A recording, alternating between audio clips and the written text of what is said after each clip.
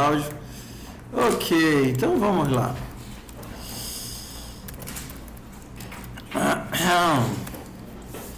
Dona Princesa está no bloco de análise. Então vou apagar aqui para a gente começar de novo. Princesa. Então, a minha amiga Princesa, bora renderizar aqui. KV. Não, KV. A gente tem N pessoas.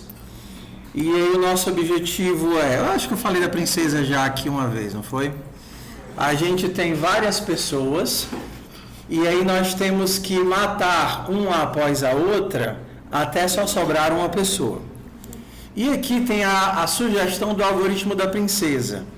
Você marca os elementos que morrem, colocando 0 no vetor, ou você teve o pessoal que fez a Princesa colocando... Teve pessoal que fez a Princesa criando um vetor de booleanos, e aí cada posição representava um elemento, e conforme os elementos iam morrendo, ele ia naquelas posições lá e dizendo que estava morto. Então a gente tinha um monte de true, false, e aí você ia lá e dizia que o cara estava morto, e aí você ficava percorrendo o vetor para caçar o próximo vivo. Você pegava quem estava com a espada, procurava o próximo vivo, achava o cara que estava vivo e botava ele para morto. Procurava o próximo vivo e esse daqui ia ter espada. Procurava o próximo vivo, colocava ele para morto, procurava o próximo vivo e ele tinha espada. A lógica é essa daqui. O que é a nossa ideia? Diferente daquela abordagem em que eu acho o elemento e tento remover ele do vetor, remover do vetor desloca o vetor inteiro. É uma operação de custo linear. Só marcar que ele está morto e passar para o próximo me gera um problema de complexidade logarítmica. Porque se eu imaginar que está todo mundo preenchido, quando eu der uma passada inteira no vetor, passei inteiro pelo vetor, eu matei metade dos elementos do vetor. Achei um elemento vivo, matei ele, dou um passo. Dou outro passo, mato, passo a espada para frente. Mato, passo a espada para frente. Mato, passo a espada para frente. Mato, passo a espada para frente. Então, mesmo que eu tenha um laço aqui procurando o elemento que está vivo, percorrer o vetor inteiro mata metade dos nossos casos. Por isso que eu gero uma complexidade logarítmica.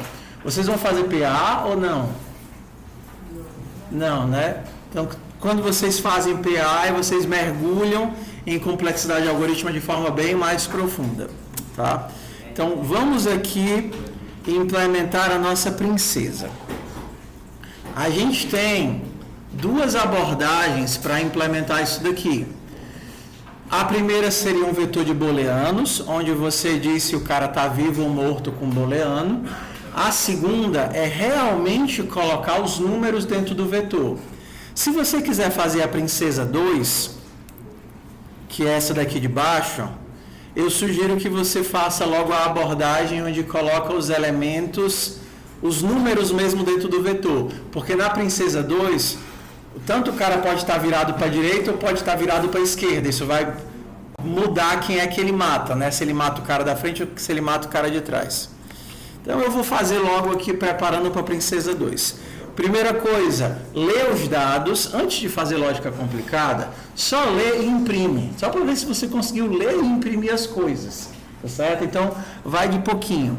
Evita essa ideia de ter que fazer o código todinho para depois tentar rodar os testes. Faz de pouquinho, imprime, vê o que foi que aconteceu, bota uma funcionalidade, imprime, vê o que foi que aconteceu. Então, tanto o acompanhamento da atividade é melhor, quanto o planejamento de progresso é melhor do que você tentar fazer tudo. Eu fiz a lógica, a impressão, o loop, e aí depois de 2 horas é que eu rodo a primeira vez o código, eu não consigo acompanhar. Tá? Então, bora lá. Primeira coisa, a gente vai ler o quê? A gente precisa da quantidade dos coitados e de quem começa com a espada. Isso daqui é o nosso dado. Então, bora ler aqui a quantidade e a criatura que começa com a espada. Beleza. Agora que eu tenho isso, eu vou criar o meu vetor com os elementos. Então, eu vou criar um vetor vazio. Os meus jogadores vão ser um vetor make int, onde eu vou começar com ninguém, mas cabe em quantidade de elementos. E eu vou preencher esse vetor com os jogadores. E começando em 1, e menor ou igual a QTD, e mais. Aí eu vou fazer o que? Jogadores recebe append de jogadores e. Então, aqui na teoria eu já tenho os elementos de 1 até n dentro do vetor. Agora, o elemento que está com a espada, se ele disse que espada é o elemento 1, o elemento 1 está em qual posição do vetor? Do jeito que a gente colocou aqui. Aqui eu começo colocando 1, só que ele diz, se a espada é 1, o elemento 1 está no índice 0. Então a gente tem que consertar, ou a gente conserta aqui ou a gente conserta na impressão, mas em algum momento a gente tem que consertar isso. Que aqui os elementos começam do 1. Então eu vou dizer que a espada vai diminuir de 1. Só para eu casar o índice do elemento com a espada. Ok, agora vamos imprimir, né? Print. Print jogadores e espada.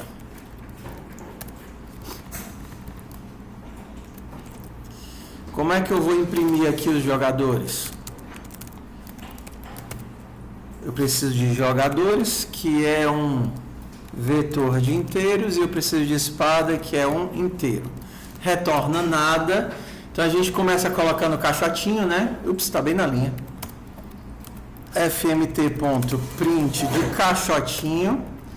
Depois a gente tem que percorrer todos os jogadores, mostrando os jogadores para cada i elemento em range de jogadores. Eu vou imprimir o meu. O que é que eu vou imprimir? Eu vou imprimir o elemento. Só que eu só imprimo o elemento se ele existir. Se ele já estiver morto, eu não imprimo ele. Se o meu elemento for diferente de 0, é porque ele ainda está vivo. Peraí que eu estou misturando as linguagens na minha cabeça aqui. Se ele for diferente de 0, é porque ele está vivo. E se ele estiver vivo, eu imprimo ele. Ok, como é que eu sei que ele é o cara com a espada? Através do índice, porque a minha espada diz o índice de quem tem a espada. Então, se o índice for igual ao cara da espada, então eu vou imprimir a espadinha. Depois eu imprimo o espaço. Print espaço. E aí no final de tudo eu quebro a linha. Print de caixotinho e quebra a linha. Então, se aqui funcionou, eu consigo imprimir os jogadores, imprimo apenas os vivos, imprimo quem está com a espada e imprimo o caixotinho de saída. Então, vamos testar aqui. Não, aqui é o V2. Eu quero a princesa V1. Deu certo aqui? Tá faltando só o espaço no começo do caixotinho. Primeiro caixotinho tem um espaço bem aqui. Então, vamos ver aqui. Pronto. Então, pelo menos aqui a nossa impressão está funcionando. Agora a gente vai para o jogo. Então, primeira coisa para você fazer, antes de fazer a lógica, é só ver se você consegue imprimir a saída. Não deixe para o final, não. Tá? Então, aqui pronto. Aqui já quebrei uma cabeça para fazer. Agora a gente vai para a lógica. Qual é a lógica sugerida lá pela atividade? A lógica sugerida pela atividade é, se você tem N jogadores, você vai matar N menos 1 jogadores. Então, como é que a gente vai matar isso? Vamos fazer aqui um laço N menos 1 vezes. No nosso laço, N menos 1 vezes, range de QTD menos 1. No nosso laço, o que é que eu vou fazer? Eu vou achar alguém que vai morrer. Procurar vivo. Jogadores e espada. Vou achar alguém que vai morrer. Esse cara que vai morrer, morre. Ou seja, vira 0. E depois que eu achar alguém que vai morrer, que morreu, o cara dele, eu procuro o próximo vivo depois dele para deixar a espada. Espada recebe procurar vivo, jogadores, espada. Então a gente vai usar, isso daqui é o nosso loop. Cacei alguém que está vivo, baseado no atual com a espada, esse cara vai morrer, eu mato ele botando 0, depois eu procuro quem está vivo a partir dele para ser o novo dono da espada, e o nosso loop continua aqui, quantidade menos 1, porque eu tenho quantidade de elementos, e eles vão morrer. Quando terminar isso, acabou o jogo. Então, o coração da lógica é só eu partir de um ponto do vetor e procurar de forma circular o próximo vivo. Esse é o coração do algoritmo. O resto tudo era montagem, impressão. Então vamos ver aqui como é que eu acho quem é que vai morrer. Func, procurar vivo de jogadores, que é um vetor de inteiros. Acho tão bonitinho essa jogadores é um vetor de inteiro. Parece tão legível, assim não é fácil de dizer. E espada, que é um inteiro. Isso me retorna um inteiro. Vamos fazer aqui sem módulo, sem nada, só no velho if else. Eu não sei quantas iterações eu vou precisar fazer. Então, sempre que você não sabe, vamos de loop infinito. Loop infinito. O cara que começa com a espada não vale, então eu tenho que dar um passo para frente. Espada mais 1. Só que quando eu ando para frente, numa lista circular, eu posso ter saído do vetor. Então, se espada for igual ao tamanho de jogadores, eu saí do vetor, então eu tenho que voltar para o começo. Espada igual a 0.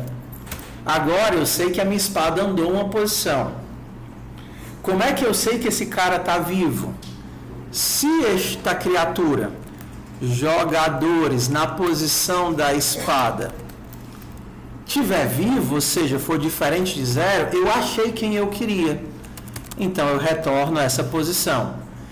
Se eu não tiver achado uma criatura viva, eu deixo o for voltar para o loop. E aí eu faço a espada andar de novo. E aí eu vejo se esse cara está vivo. Se ele não estiver vivo, eu volto para o começo do loop. Eu faço esse cara andar de novo e eu vejo se ele está vivo. Por que eu sei que isso daqui não vai me gerar um loop infinito?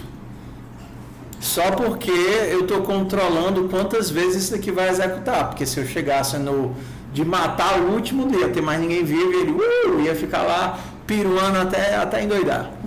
Tá? Então, se eu não tiver controle aqui da quantidade de jogadores, isso daqui vai virar um loop infinito. Vamos dar uma melhoradinha nesse código aqui.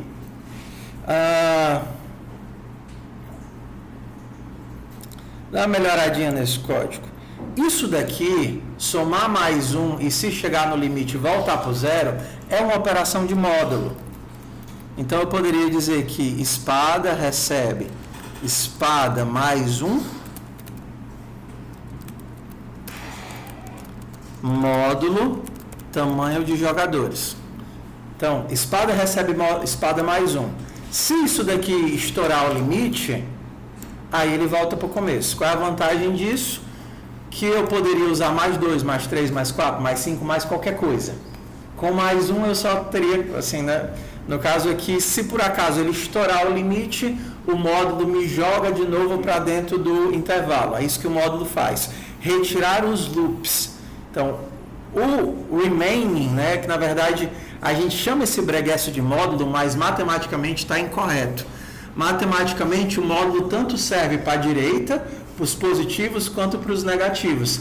Mas esse operador, normalmente nas linguagens, ele não vale para os negativos. Exemplo, se você fizer em C 6 módulo 4, vai dar quanto? Em 6, isso daqui? 2, tudo bem? Na teoria, se você 6 módulo 5 daria o quê? 1, né?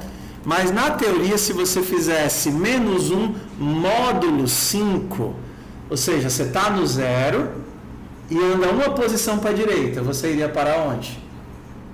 Uma posição para a esquerda. Você tem 0, 1, 2, 3, 4. Se você der um passo para a esquerda, você tem que ir para onde? Para o outro lado, isso te daria o 4. Então você daria 0, 1, 2, 3, 4, 0, 1, 2, 3, 4. Então o 5 é o 0, o 6 é o 1. Você tem um loop. E essa é a ideia do módulo. Tá? Então se você for para a esquerda, o menos 1 é quem? É o 4, é o último da lista. E o menos 2 é o 3. Então você estaria aqui no loop voltando. Só que você não calcula assim. Menos 1 módulo 5 é igual a menos 1. Então, no fundo, a gente está chamando isso daqui de módulo, mas matematicamente o módulo não existiriam negativos. Por isso que o nome correto desse negócio é remaining, que seria literalmente o resto da divisão. Tá? O resto da divisão. Então, traduzindo, o módulo não permite números negativos, matematicamente falando. Então, quando a gente chama isso daqui de módulo, depende da implementação da linguagem. Então, pronto, tá aqui. Acabamos. Será que eu tenho como colocar o teste antes da espada? Quem fez aí o algoritmo? Posso fazer o teste antes? Se você tentou implementar, você percebe que não pode fazer antes. Porque quando você procura um vivo e o cara que está com a espada está vivo, o teste já ia falhar de cara. Então você sempre tem que andar antes de testar, para testar a partir do próximo elemento. Então, na teoria, isso daqui já está funcionando. Procura um vivo é o cara que vai morrer, mato. Procura um vivo é o cara que vai ficar com a espada.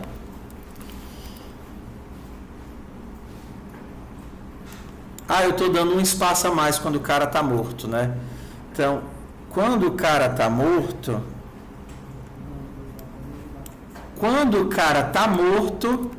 eu vou voltar para o começo. Eu vou dar aqui um continue. Não consigo fazer isso, não. Consigo não, ele é muito chato. Então, quando o cara está morto, eu não imprimo mais nada, eu só ignoro e volto para o começo, senão eu imprimo ele, vejo se ele está com a espada e dou espaçamento. O que é que falta agora? Imprimir o último vivo, né?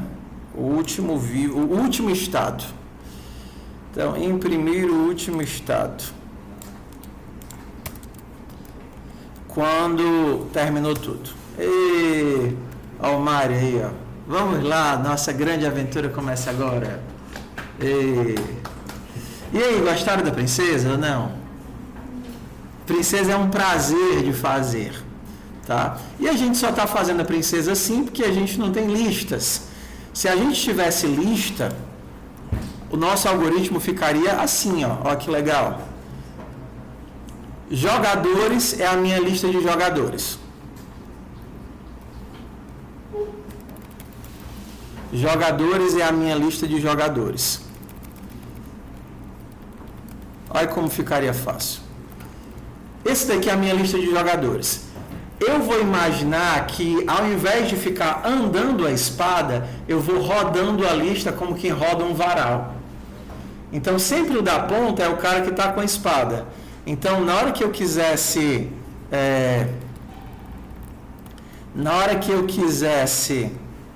matar a criatura, eu simplesmente retiraria, vou fazer aqui em outra linguagem, né? Eu retiraria ele da ponta, pop front.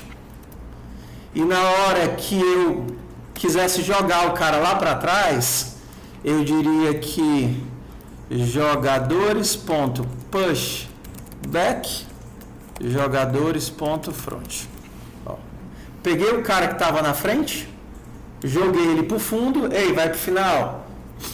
Tirei ele da frente e depois eu descarto mais um. Pronto, o algoritmo seria esse. O cara que acabou de matar, ele tem que viver. Então eu vou jogar ele lá para o fim da fila. Joguei ele lá para o fim da fila e retirei ele do começo. E o cara que tem que morrer, só tem que morrer. Tirei ele e joguei fora. E assim eu vou, esse daqui é o que está vivo, vai para o fim da fila. Esse daqui é o que morre, joga fora. Esse daqui é o que está vivo, vai para o fim da fila. Esse daqui é o que morre, joga fora. E aí eu vou só comendo a fila. Ao invés de ter que ficar andando, caçando. Mas isso a gente vai fazer lá no finalzinho, depois de mais para frente, depois que a gente tiver visto listas ligadas. Princesa é legal? Princesa é divertido, né? Quem fez a princesa aí, só para eu ficar feliz? Vocês fizeram muito diferente ou não? Hã? Mais ou menos diferente? Ou vocês seguiram... lá na descrição não tinha dizendo que era para fazer assim ou não? Ou vocês fizeram com... Como foi que vocês fizeram então? Qual foi a lógica de vocês? Vai dizer aí para não ter que abrir os repositórios.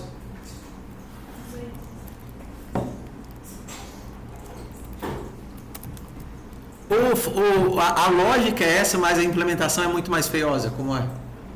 Foi diferente do que o senhor fez com funções da main, né? Eu fiz tudo na main, né? Mas vocês não estão mais em FUP, vocês aprenderam funções.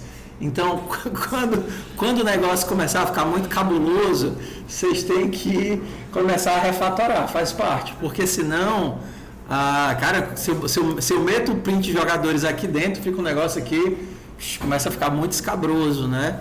Qual é a lógica aqui do Clean Code, tá certo? É difícil você pensar assim, mas quando você pensa em programar, decora isso, tá certo? Uma função tem que manter as coisas mais ou menos no mesmo nível de abstração.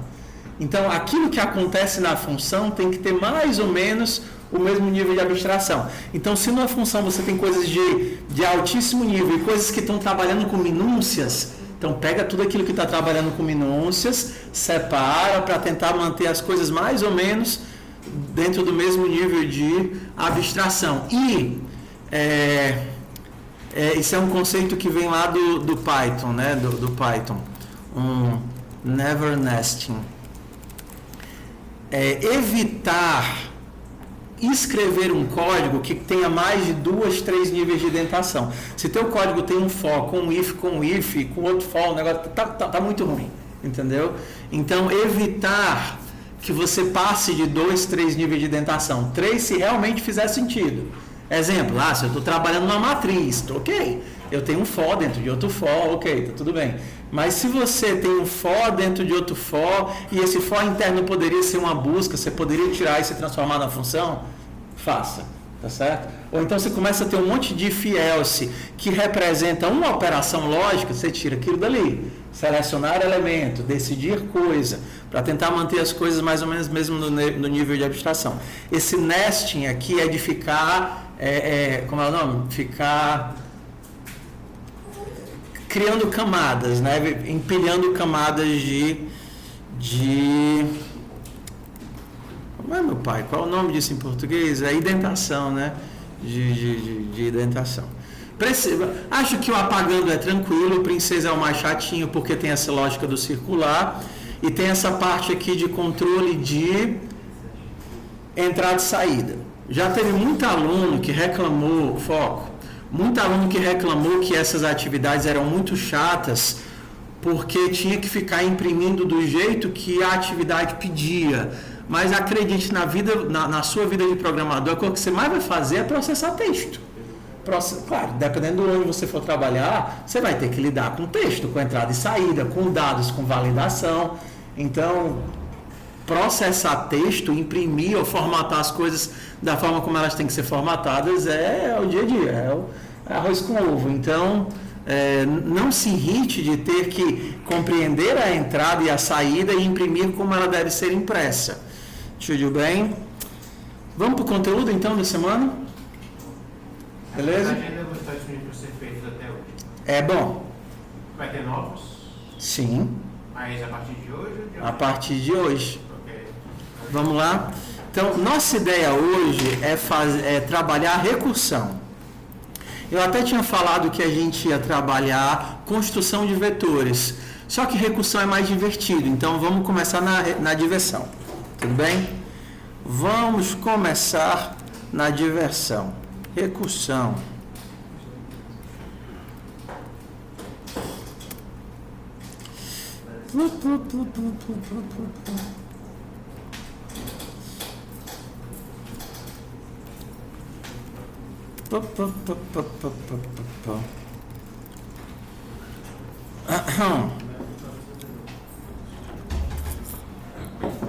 Divisão e resto. Imprimindo ao contrário.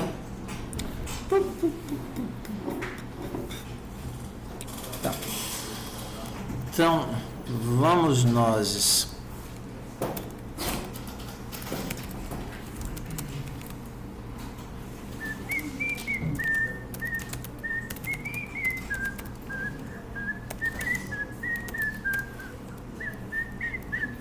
Então, vamos aqui.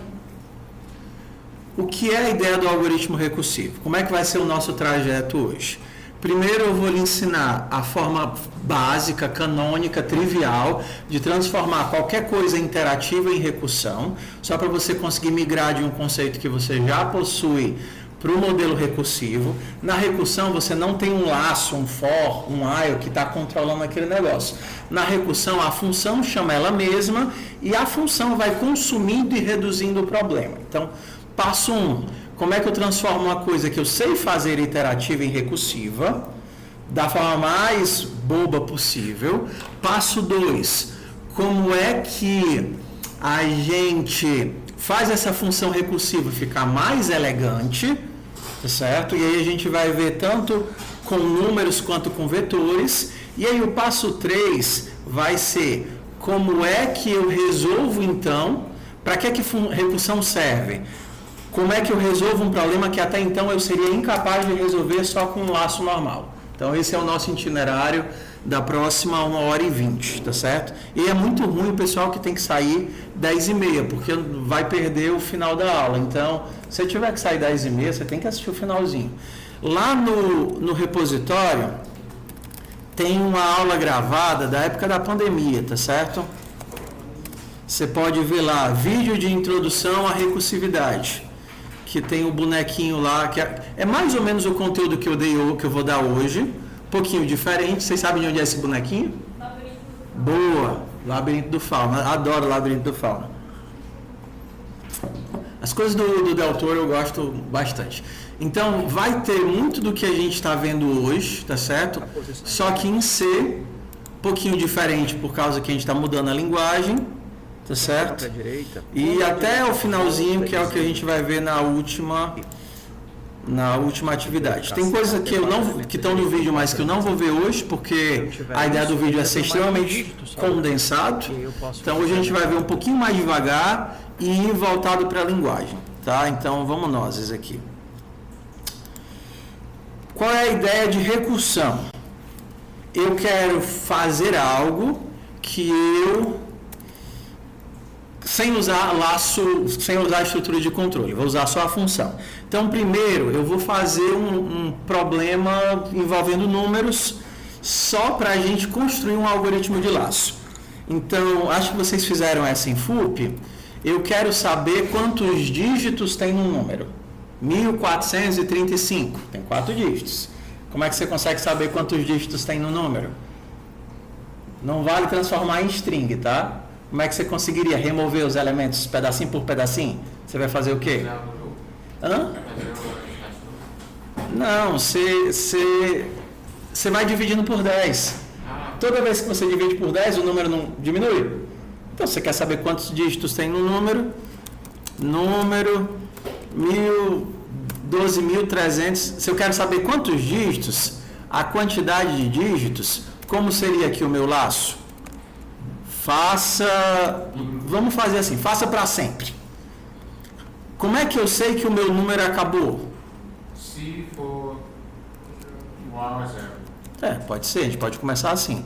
Se o número for igual a 0, tudo bem que iria dar erro quando o número inicial é 0, né? Mas a gente trata esse caso depois. Se o número é igual a 0, eu comi o número todo já, então eu break, acabou. Se eu não comi o número todo, é porque existem elementos. Então eu posso dizer que eu achei um elemento e agora eu tenho que diminuir o número. Como é que eu diminuo o número? Número recebe, número dividido por 10. Então está aqui a nossa construção de laço. Eu fiz de forma intencional os passos sem usar for, sem nada, para ficar explícito. Eu tenho um momento aqui que eu paro o meu laço, eu tenho uma ação e eu tenho uma interação. Então, bora testar aqui se o nosso código funcionou. Print ln de número. De número não, né? De o quê? Quantidade. Então, vamos testar aqui. Draft.go. 5, beleza. 5. Tenho 5 números? Tem. Se eu tiver aqui 2, 2, 3, 3, 1. 7. Vou ter quantos números? 6 números. Ok, aqui nosso código. Tenho 6 números. Ok, isso daqui é o código iterativo. Vamos transformar isso aqui numa função para ficar melhor. Função contar dígitos. Contar dígitos. Recebe um número que é um inteiro e retorna um inteiro. Então, vamos aqui, blá, blá, blá. Tirar esse cara daqui. E no final eu retorno quantidade. Então, aqui eu consigo imprimir, contar dígitos de número. Nosso código ainda funciona? Ainda funciona. Ok. Então, isso daqui é um código interativo. Eu tenho um laço que verifica se está ou não na hora de parar, faz a quantidade e aumentar e diminuir o problema. Todo laço que resolve um problema, ele já tem esses 3 pontos. A gente tem o ponto de parada, a gente tem a ação e a gente tem a recursão, ou assim, o retorno, né? A diminuição do problema. Diminuição do problema. Então, quando você está iterando para resolver o problema, cada ação que você faz resolve uma parte do problema, sim ou não? Na teoria, quando você terminar o teu laço, o teu problema está resolvido. Essa é a ideia de fazer uma iteração. Então, o teu número está diminuindo, então está chegando mais perto do final. Se fosse um iterador normal, de ir até 10, cada vez que você anda no iterador, está mais perto do final da iteração. Como é que a gente vai transformar este breguesso aqui em recursão? Então, vamos sair daqui para o nosso conta dígitos recursivo. Conta dígitos recursivo. Eu não tenho mais laço, tá certo? Só que antes eu tinha uma variável que guardava o estado do cálculo. Quem era a variável que guardava o estado do cálculo? A quantidade. A quantidade acumulando o resultado do processamento.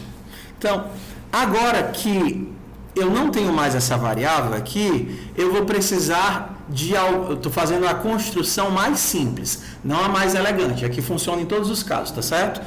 A tua função não vai mais. Ela vai precisar de alguma forma de devolver a informação. Então a gente vai dizer que ela vai devolver a informação através dessa variável. Então toda vez que eu chamar a função, eu vou ter que dizer para ela onde é que ela vai guardar o resultado. Daqui a pouco eu explico porque é que esse breguesso aqui é ponteiro. Então eu me livrei do for. Se por acaso eu chegar no final, eu não tenho mais break porque eu não tenho mais um laço. Esse cara vai virar um return.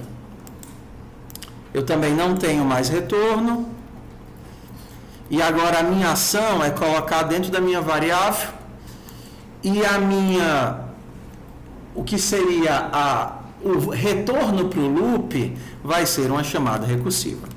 Contar dígitos recursivo de número. Calma que eu vou explicar tudo bem direitinho, tá? Contar dígitos recursivo de número dividido por 10 e quantidade. Contar dígitos. Só diminuir aqui o nome da função. Contar recursivo e essa daqui vai virar o contar interativo. Tá. Vou expandir as duas aqui para você olhar para a cara delas e a gente fazer uma comparação, tá?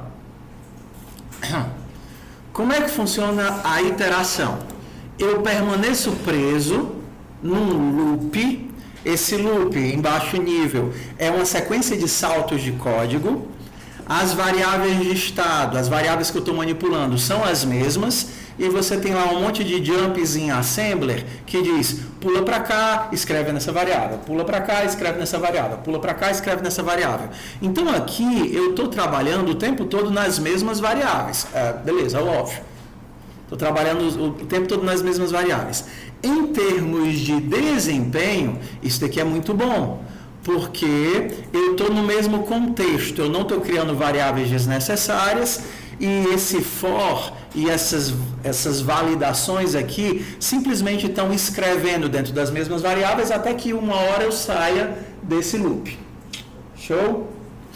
Quando a gente tem uma estrutura recursiva, o que nós vamos ter de fato é o seguinte. Ele pede, ei, guarda esse valor bem aqui, quantidade vai ser 0. Conta para mim quantos números tem e guarda esse valor aqui, e guarda o valor contado aqui nessa variável quantidade, e no fim eu vou imprimir a quantidade. Ok?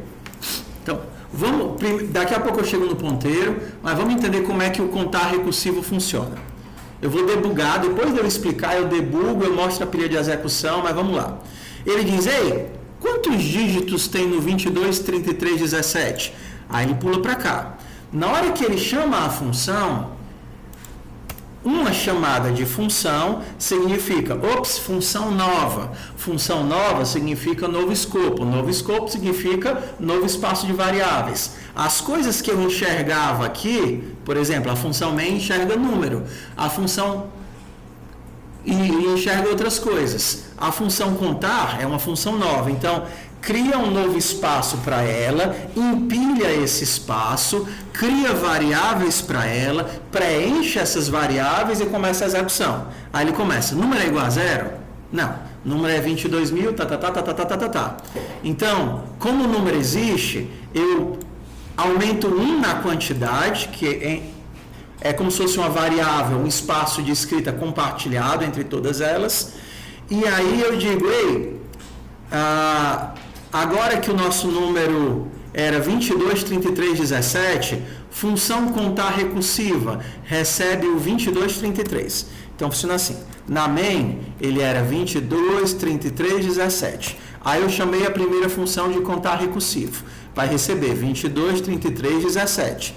Só que aí ela percebe que o número existe, aumenta mais 1 na quantidade e chama de novo a contar recursivo. Só que agora chama para qual valor? 22, 33, 1. Porque quando ela chama recursão, ela divide o número por 10. Está vendo aqui? Então agora ele vê, se o número existe,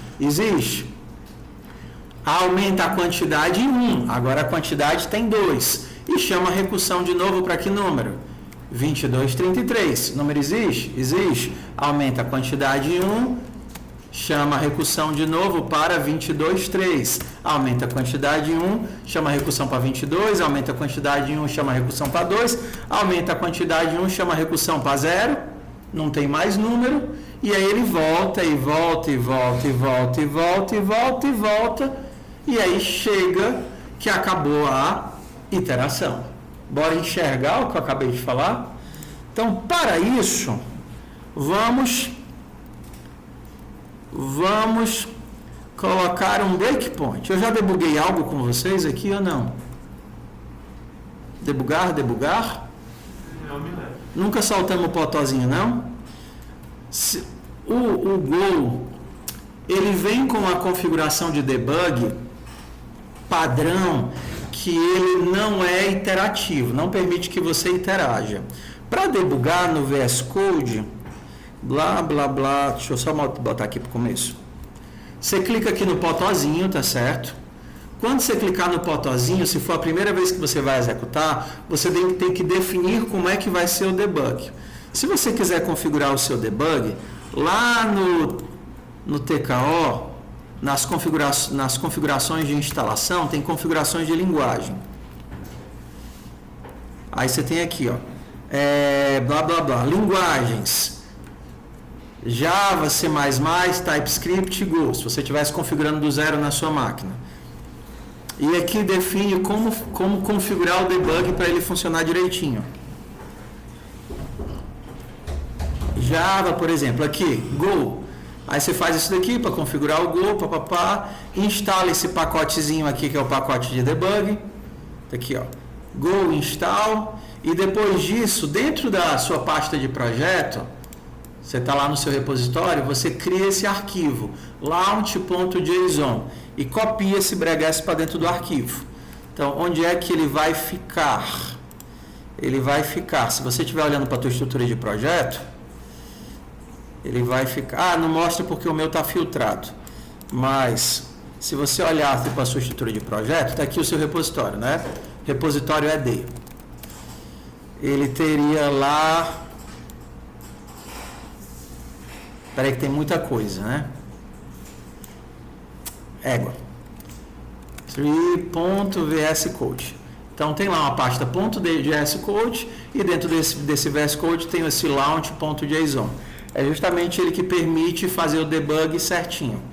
Então, vamos começar o programa do zero. Para dizer onde é que o seu debug começa, você clica aqui em onde você quer que ele comece, clica lá no potozinho e manda iniciar o debug. Ele vai subir as configurações de debug. Está subindo. Pronto.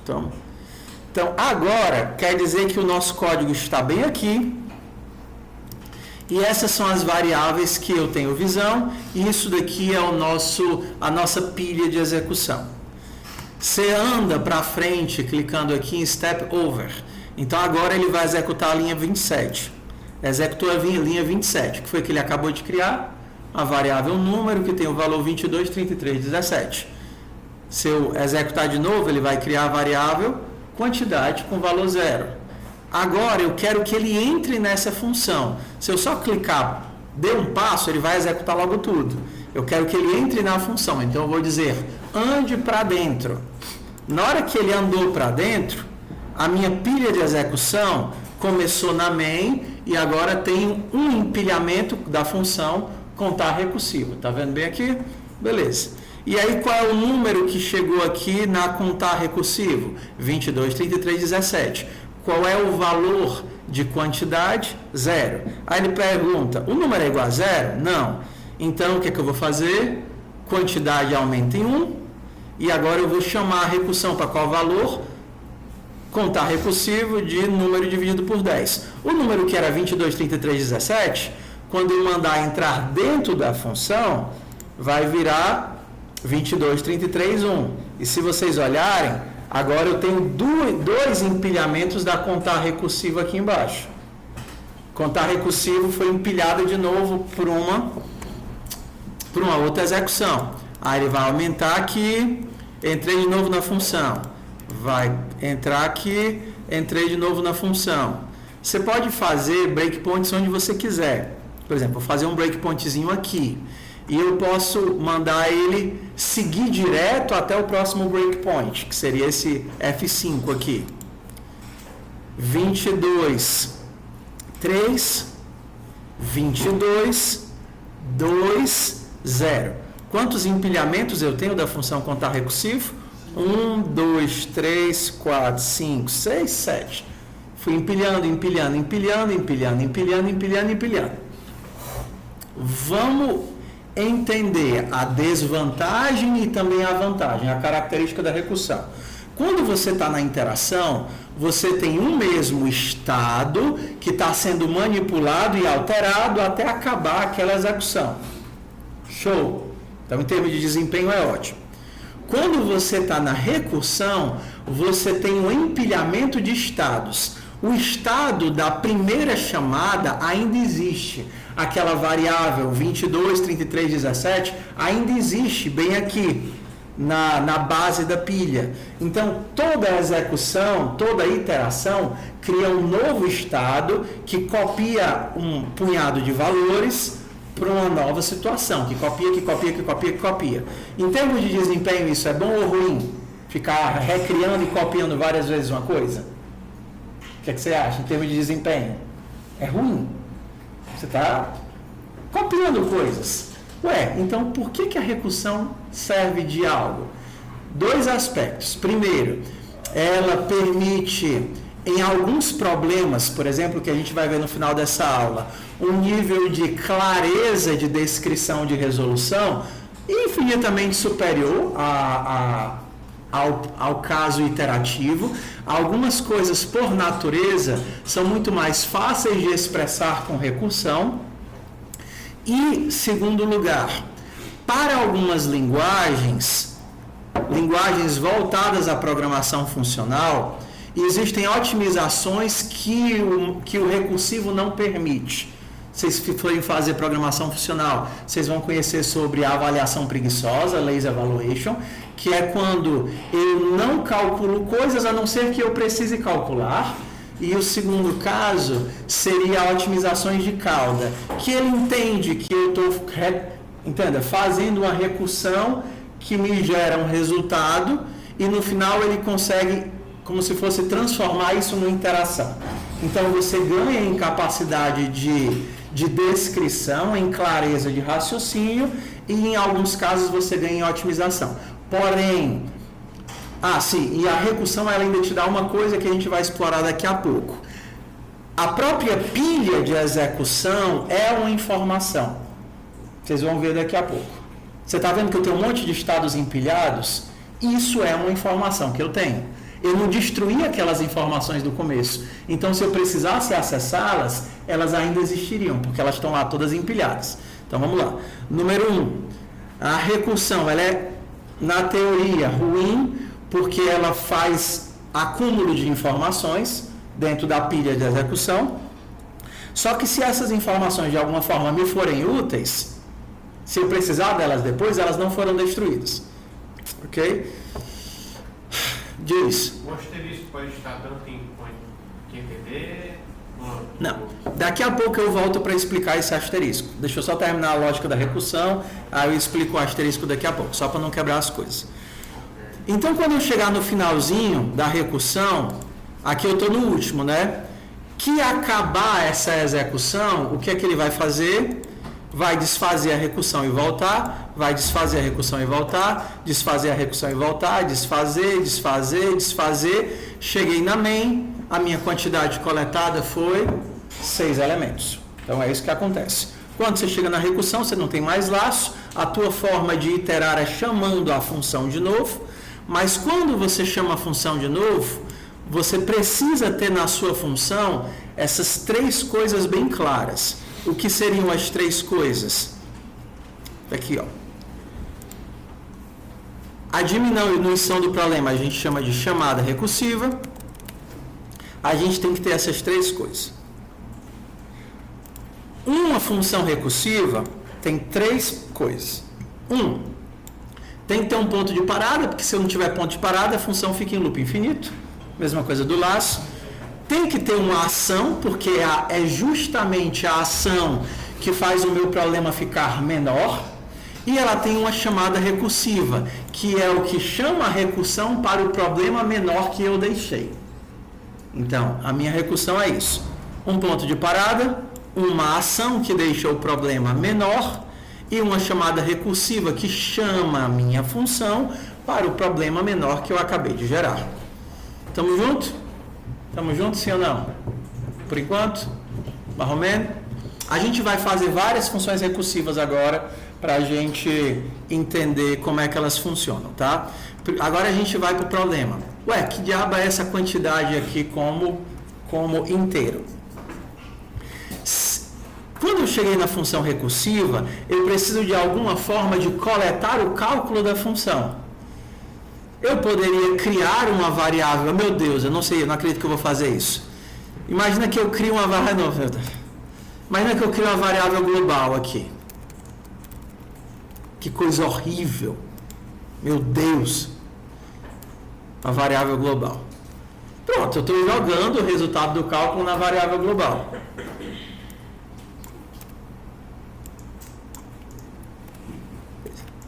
Vou ter que me confessar antes da quaresma, porque eu criei uma variável global. Mas vamos lá. Então, essa variável global é uma forma de ir guardando o resultado da recursão. Funciona? Funciona? Presta? Não. Horrível. Então, uma forma de criar uma variável que só vai ser alterada pela função é criando uma variável de contexto com poder de escrita. Se quantidade fosse uma variável inteira, toda vez que eu chamasse a função, ele ia receber a cópia da variável original. Ele ia estar alterando quem? A cópia. E aí, quando eu chegasse no final, eu não ia ter o valor alterado. Ok? Aí você pensa, ok, vamos fazer assim. E se no final eu retornar o valor? Também resolve.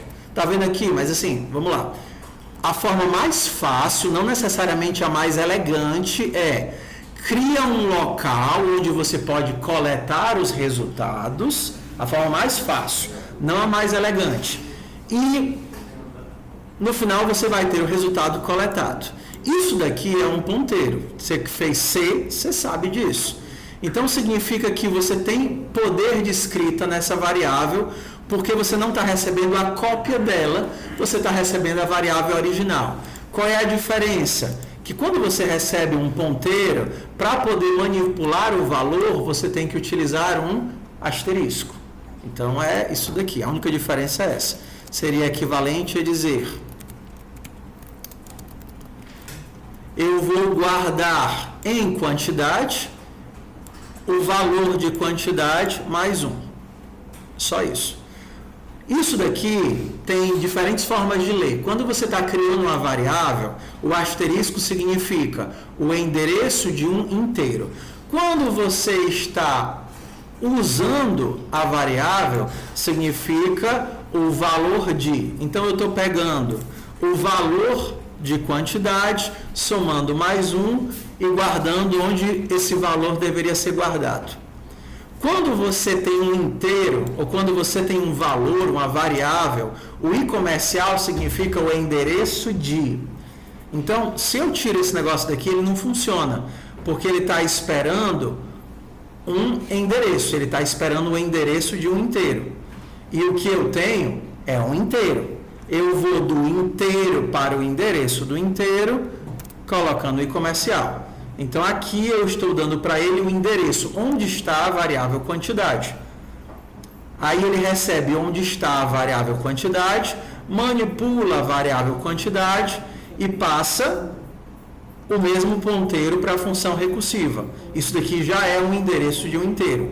Então, ele manda para cá e aí ele consegue manipular. Sempre que você quisesse manipular algo dentro de uma função, você seria obrigado a fazer isso daqui.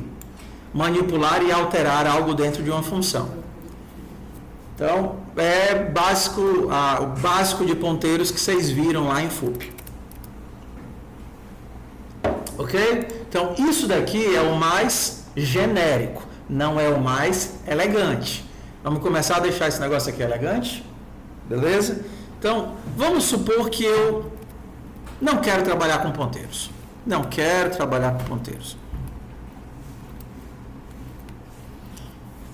Agora você vai ter que, no final, eu quero dizer quantos eu encontrei. Ok? Então, não quero mais trabalhar com ponteiros e a minha recursão, ao invés de acumular numa variável global, vai sempre passar para o próximo, dizendo quantos elementos ele encontrou. Então, é como se eu perguntasse para ela: quantas pessoas tem na tua fila? Aí ela vai dizer: pois eu não sei não. Eu sei que tem eu. Aí ela pergunta para a colega do lado: ei, quantas pessoas tem na tua fila? Atualmente tem 1. Aí ela diz: rapaz, eu existo. Então ela pergunta para a colega do lado: ei, quantas pessoas tem na fila? Atualmente tem quantas? 2. Aí ela diz: rapaz, a fila não acabou ainda. Eu vou perguntar para o outro: ei, quantas pessoas tem na fila? Atualmente tem 3. E aí ela pergunta para a próxima: quantas pessoas tem na fila? Atualmente tem 4. Quantas pessoas tem na fila? Atualmente tem 5. Quantas pessoas tem na fila? Atualmente tem 6. Aí ela pergunta para a parede: ei, parede, quantas pessoas tem na fila? Diz: rapaz, a fila acabou. Quantas pessoas tem no acumulado? 6. Aí o que é que a parede retorna? 6, que retorna 6, que retorna 6, que retorna 6, que retorna 6, que retorna 6, que chegou aqui para mim? 6. Então, se eu cheguei no fim da fila, eu retorno quantas pessoas eu encontrei na fila. Se não, eu vou retornar quantas pessoas tinha na fila mais 1. Olha que elegante. Olha que elegante. Então, ó, eu perguntei quantas pessoas tem na fila. Começa com 0, aí ele vai incrementando, incrementando, incrementando, incrementando. Toda vez que chama recursão, o próximo a ser chamado sabe que tem 3, sabe que tem 4, sabe que tem 5, sabe que tem 6, sabe que tem 7, sabe que tem 8. Acabou a recursão, esse 8 vai voltando.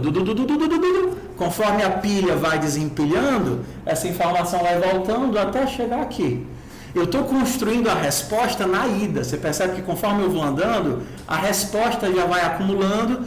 Quando chega lá no final, a resposta está montada. O que é que o retorno da recursão faz? Vai devolvendo a resposta até quem chamou. Então, aqui agora eu não preciso mais de uma quantidade. Começa com 0. E aí eu tenho a quantidade de pessoas da fila.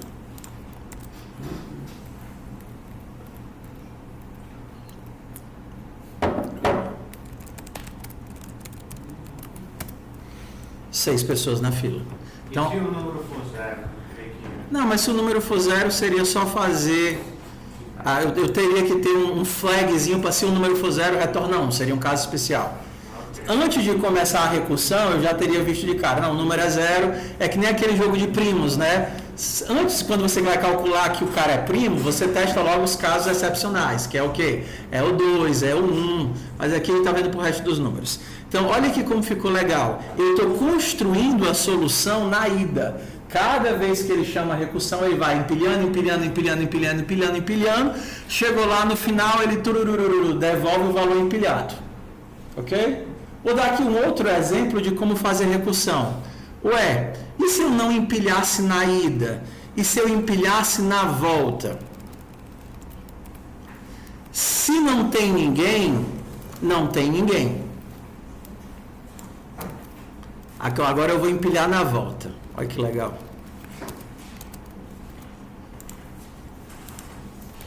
Como é que seria esse caso aqui? Eu pergunto para ela, quantas pessoas tem na fila? Ela diz, sei lá. Deixa eu perguntar aqui para a pessoa do lado. Ela pergunta assim, quantas pessoas tem na fila? Eu disse, sei não, peraí. Deixa eu perguntar para a pessoa do lado. Aí chegou até o final. Quando ela perguntar para a parede, o que é que a parede vai dizer? 0. Não existe, não tem ninguém na fila. Ok? E aí o que é que ela vai devolver para quem chamou a recursão? Rapaz, disseram, a parede diz que tem 0 pessoas. Eu sei que eu existo. Então eu vou devolver para quem me perguntou quantas pessoas tem na fila, o quê? 1. Ela devolve. Aí ela diz, rapaz, a pessoa que estava lá disse que tinha uma pessoa na fila. Eu sei que eu existo. Então eu vou devolver o quê para quem me chamou? 2. Aí chega nele. Rapaz, me disseram que tem 2 pessoas lá. Eu sei que eu existo. Então vai devolver o quê? 3. E aí o número vai sendo montado, a resposta vai sendo montada no retorno. 4, 5, 6. E aí chega o que para mim? Que tem 6 pessoas. Então no primeiro caso, naquele caso 0 que a gente fez, eu ia calculando e jogando numa variável externa. No segundo caso, eu ia calculando e acumulando o valor. No terceiro caso, eu espalho a recursão e na volta eu coleto a recursão. Então, 3 formazinhas de fazer recursão. Vamos agora para uma coisa legal que a recursão permite, que a iteração não permite. Se eu quisesse imprimir o dígito que está sendo calculado aqui, como é que eu imprimiria esse dígito? Quem é o dígito da pontinha? Dígito é o quê? O número mod 10, não é isso? Então, fmt.println de dígito. Se eu fizer isso daqui, vamos ver o que vai acontecer. Eu vou imprimir o número. Não, vou imprimir o número que fica mais bonitinho.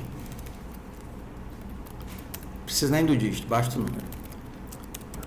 Vou imprimir o número. Então vamos ver agora como é que vai ficar a recursão para a gente ver no número.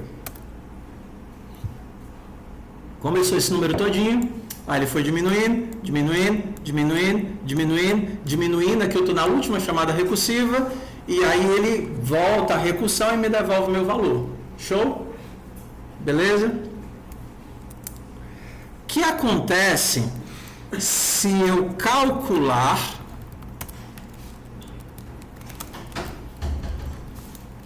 e imprimir depois? Vamos olhar para isso daqui. Ó. Eu tenho algo que está sendo feito antes da recursão, ok? Tenho a recursão e tenho algo que está sendo feito depois da recursão. Tá vendo aqui, ó? Nossa chamada recursiva agora, ela veio bem para cá. Estamos comigo? Chamada recursiva está bem aqui. Então tem algo que está sendo feito antes da recursão, tenho a recursão e tenho algo depois da recursão. Isso daqui eu estou indo,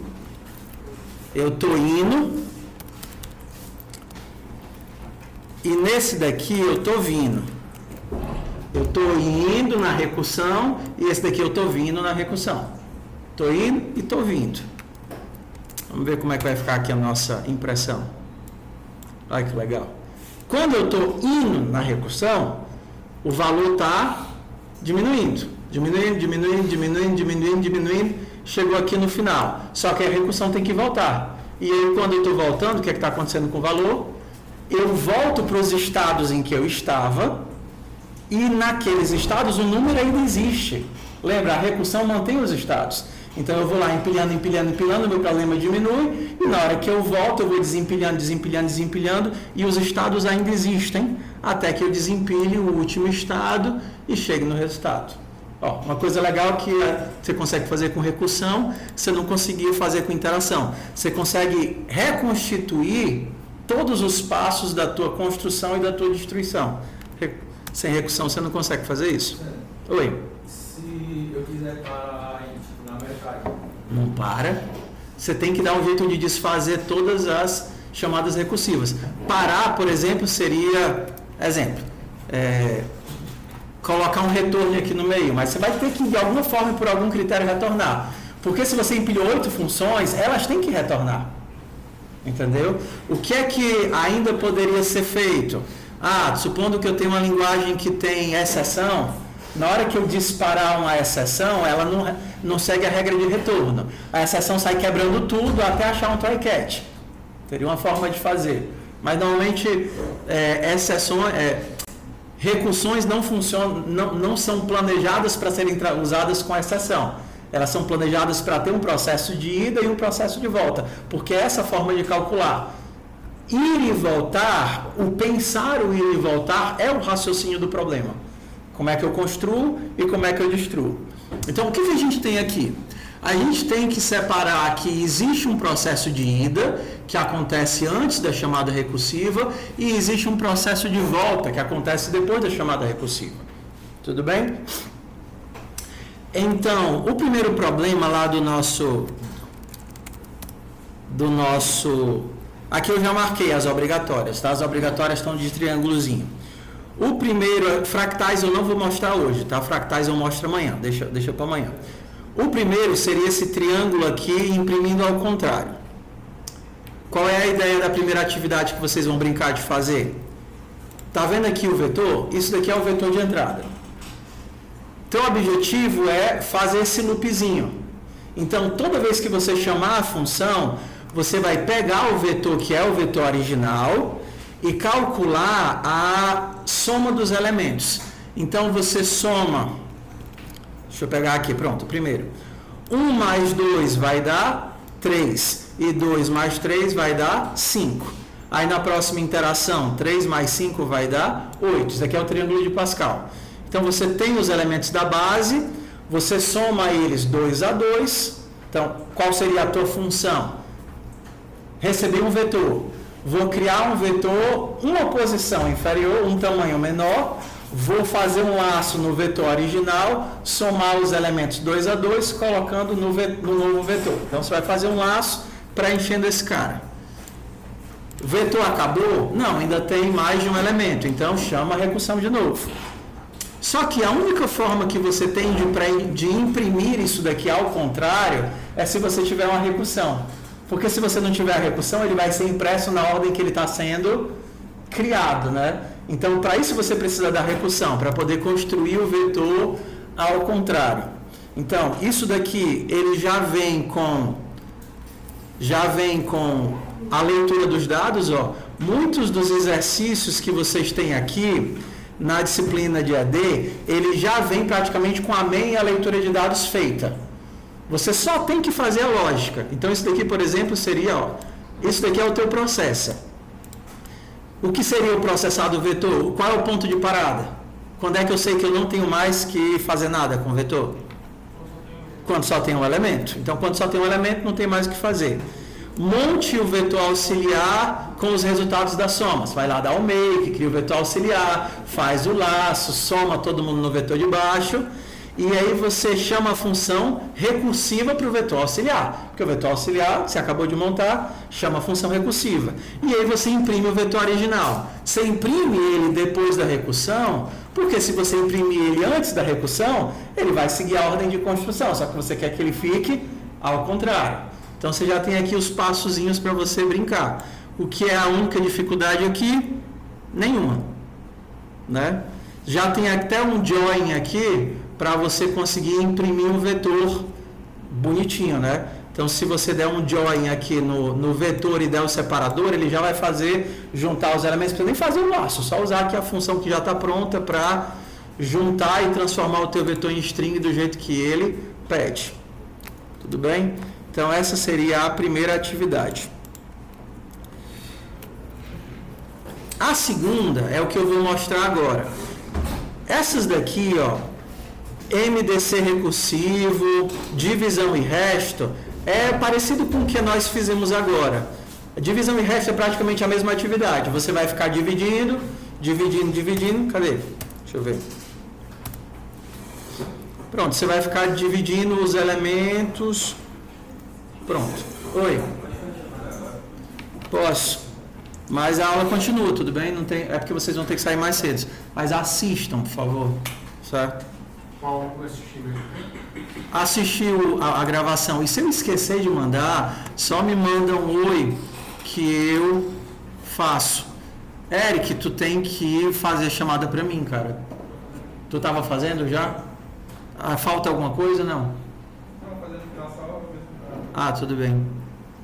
Eu faço agora? Não, mas eu tô dizendo assim, da próxima vez, a gente já tem as fotos ou não? Chamada é de manhã, é de tarde, é de manhã.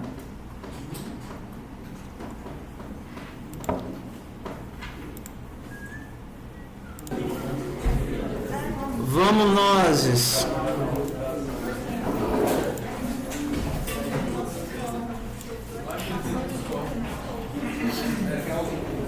Vamos nós. Onde é que eu tô? Tô fazendo o que agora? Ah, sim, recursão, em vetores. Vamos fazer agora aqui a mesma ideia de recursão, só que vamos pensar de forma espacial, tá certo? Nessa atividade aqui de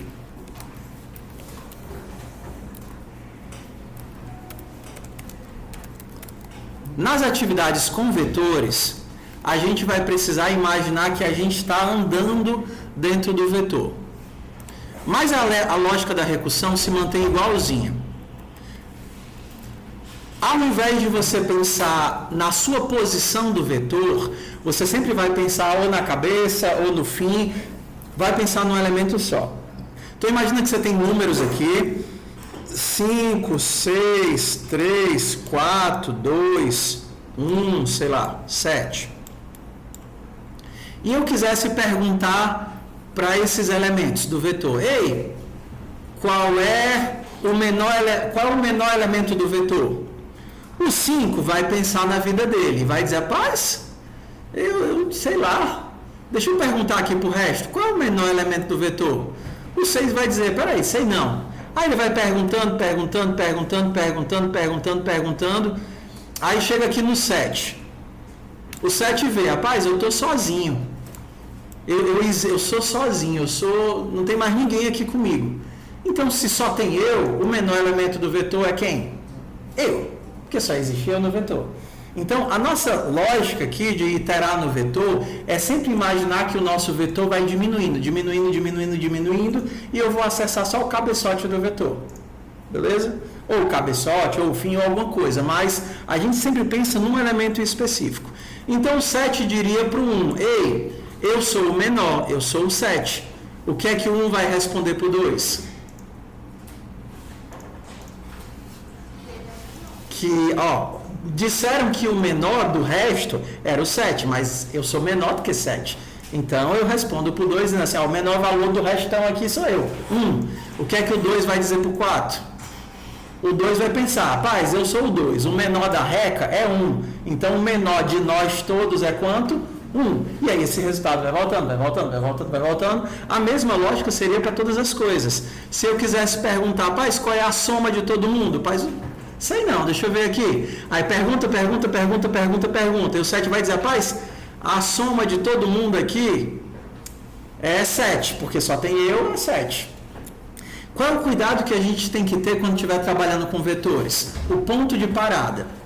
Para alguns casos, o ponto de parada é o vetor vazio.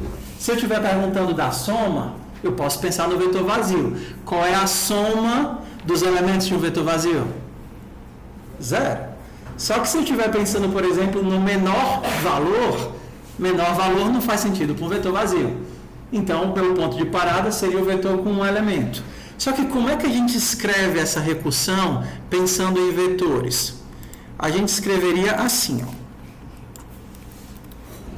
Por exemplo, eu tenho aqui o meu vetor, que é um vetor de inteiros, e eu quero contar todos os elementos do meu vetor. É um vetor de inteiros, 3, 2, 1, 4, 6. E aí eu vou contar os elementos do meu vetor de inteiros.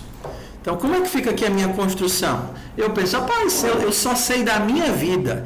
Eu sou o elemento 0. Eu vou fazer aquela construção bonitinha, tá? Eu sou o elemento 0, eu só sei da minha vida. Então, eu vou fazer o seguinte. A soma de todo mundo sou eu mais a soma do resto. Quem sou eu? Vetor na posição 0. E quem é a soma do resto? É contar do resto. Descrever esse resto vai depender de linguagem para linguagem. Se você tivesse em C, você só pegaria o ponteiro lá e incrementaria o ponteiro. Se você tivesse em C++, você incrementaria o iterador, que é quem aponta para o começo. Só que aqui a gente tem um slice. Eu poderia dizer, rapaz, é o vetor formado a partir da primeira posição. Então eu posso fatiar o vetor e dizer, olha, calcula aí a soma desse subvetor.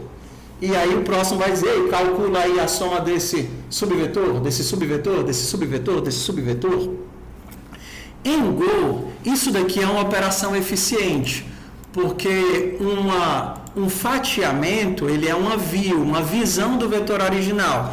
Ele simplesmente vai pegar o vetor original e criar uma visão onde o meu subvetor começa da próxima posição. E aí, da próxima vez, uma visão onde o meu vetor começa da próxima posição. Ele já vai ajustar o length, a capacidade, de forma adequada, para que o meu subvetor aponte para o mesmo bloco de dados, mas comece no canto correto e termine no canto correto. Então, por exemplo, se eu fizesse isso daqui em Python, cada vez que eu chamasse a recursão, isso daí me geraria um novo vetor. Eu estaria copiando a exaustão um novo bloco de dados. Só que aqui não, né? Python, JavaScript faria a cópia. Tá? Então pronto, está aqui, ó. Olha que fofo. O que é que está faltando na nossa recursão? O que é que tem que ter na recursão? 3 coisinhas que tem que ter na recursão. Chamada recursiva, confere. Ação, confere. Falta o quê? Falta o ponto de parada, foi ótimo. Qual é o ponto de parada? Somar. Somar recursivo. Quando é que eu sei que eu não preciso mais somar nada? Se o vetor estiver Poderia somar, só que tem um caso mais simples, né? Que é quando o vetor está vazio. Eu consigo somar um vetor vazio? Faz sentido? É zero. A soma de um vetor vazio é zero. Não necessariamente eu preciso de um elemento. Se eu procurasse o mínimo, aí que eu precisaria obrigar a ser zero. Mas se o tamanho do meu vetor for igual a zero, eu retorno o quê? Zero. Se eu estivesse pensando na multiplicação, o que é que mudaria? Multiplicar todos os elementos de um vetor.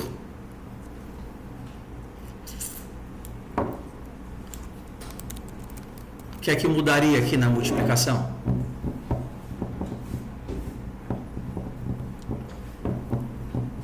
Aí eu tenho que tratar só esse detalhezinho, né? Primeiro, eu estaria multiplicando os elementos. E segundo, quando eu chegasse no vetor vazio e ele retornasse zero, que eu saísse multiplicando os elementos por zero, ia zerar tudo. Então eu teria que ter esse detalhezinho aqui. Mas se for aqui a minha soma, está resolvida a minha soma, olha que elegante. Se o vetor está vazio, tem zero elementos. Se não, eu sei que eu existo mais a soma da reca, do resto. E a reca seria um fatiamento. Tcharam! Assim que a gente itera sobre vetores. E aí teriam casos mais... A atividade que tem lá no TKO para vocês fazerem com vetores, ela vai cobrar justamente isso. Ela é essa daqui, treinando recursão com vetores, tá vendo? Então, nessa daqui, você vai fazer várias pequenas recursões com vetores. Por exemplo, somar os elementos, subtrair os elementos, calcular o menor dos elementos, tá vendo? A main já está toda montadinha. Então, o objetivo é fazer uma, rodar. E aí, cada uma vai passando nos seus testes específicos. Transformar um vetor em texto, transformar um vetor em texto ao contrário. E aí, essas coisas são as técnicas que a gente viu. Como é que eu transformo um vetor em texto? Vou chamando a recursão e empilhando os resultados. Só que se eu quiser que ele seja ao contrário, eu empilho depois que eu chamar a recursão. Então, isso daqui é uma das atividades que é para fazer. Bora fazer aqui a inversão, porque se eu não explicar, talvez na hora vocês se embananem.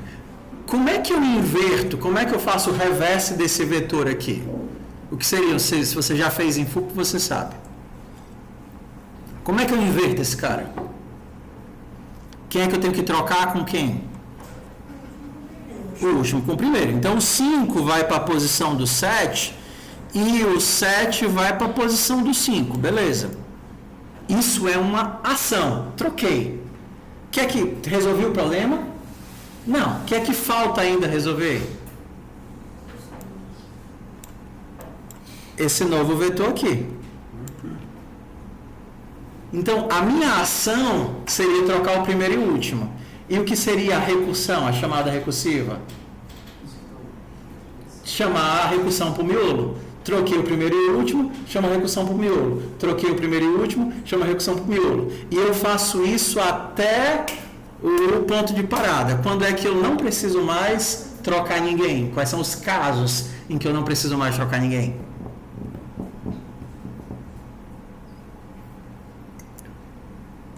Vamos lá? E quais são os casos triviais em que eu não preciso mais continuar fazendo recursão? Não, se eu tenho dois elementos, suponho que o meu vetor é esse. Eu ainda tenho que fazer alguma coisa, né? Tudo bem, mas então quais são os casos em que eu não tenho mais que trocar ninguém?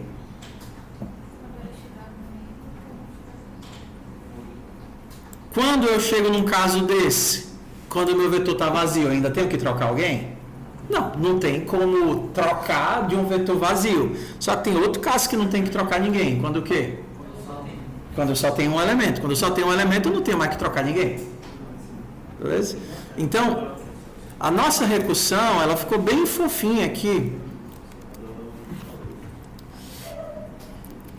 Ela ficou bem fofinha. O que seria aqui o inverter? O inverter tem um ponto de parada. Qual é o ponto de parada do inverter? Eu não preciso inverter se ele for menor ou igual a 1. Então, não tem mais o que fazer. A função swap no Go é que nem a função swap do Python. é uma atribuição de tupla. Então, se você tivesse A é 5 e B é 7, e você quisesse trocar esses dois valores, você diria algo como AB recebe BA. Isso daqui é um swap, ele troca os elementos. Então, o valor que era de B vai para A e o valor que era de A vai para B. Isso daqui seria uma troca de valores. Como você está querendo trocar o primeiro e o último, quem é o último? O último é tamanho do vetor menos 1, não é isso? O último. Então, você vai trocar o primeiro e o último. Quem é o primeiro? É vetor na posição 0 e vetor na posição último. Quem é que vai para vetor na posição 0? Vetor na posição última. E quem é que vai para vetor na posição última? Vetor na posição 0. Isso daqui seria a nossa troca. Só que agora, como é que eu chamo a recursão? Quem é o miolo? O miolo começa da primeira posição, que agora eu comi o primeiro, e vai até o último.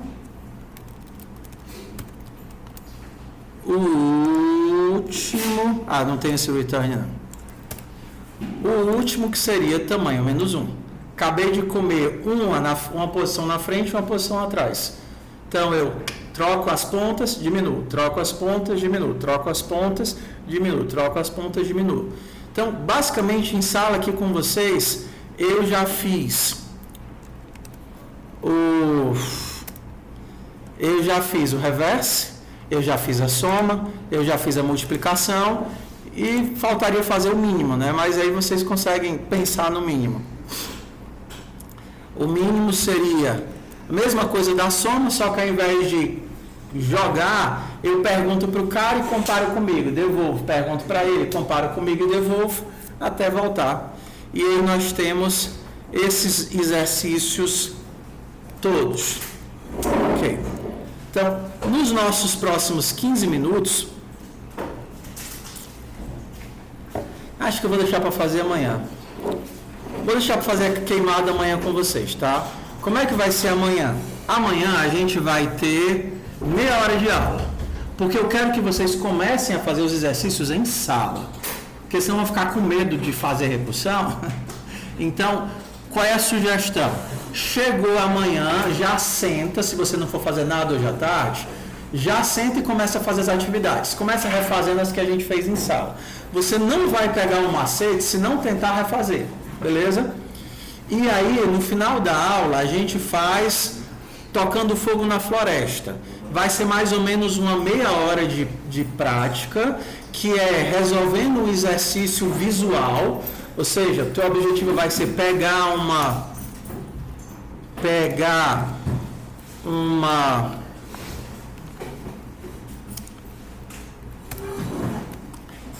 matriz de elementos, olha como vai ser legalzinho. Então isso daqui é a nossa floresta. O algoritmo que a gente vai criar é, imaginando que o fogo vai começar em um elemento, e esse fogo vai se espalhando por todos os lotes ou árvores que estão próximos. Se não houver intervenção, qual vai ser o resultado da floresta depois de queimada? Então a gente vai construir um algoritmo recursivo que vai partir da floresta limpa para a floresta queimada e enxergar esse fogo que se propaga em todas as direções.